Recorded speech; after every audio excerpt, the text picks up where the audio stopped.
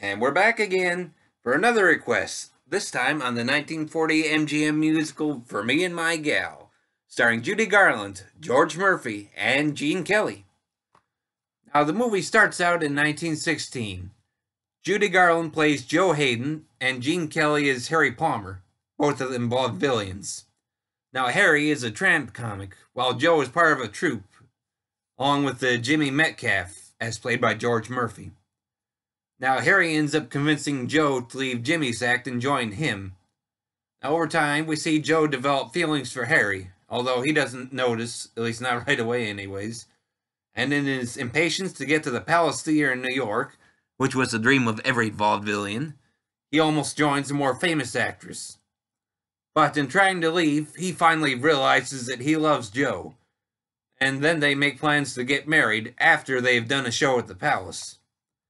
Now, all the while, the U.S. is slowly being drawn into the First World War, which ends up resulting in Harry being drafted right before they are scheduled to play the palace finally.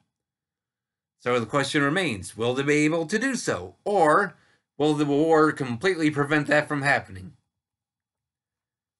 Now, part of this movie's fame is as Gene Kelly's film debut. That's the first of the 3 films he made with Judy Garland.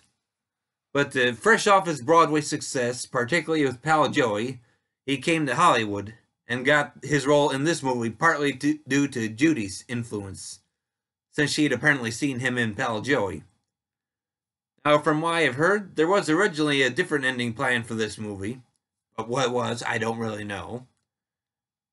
After previews, they decided to make Gene's character more sympathetic to wartime audiences.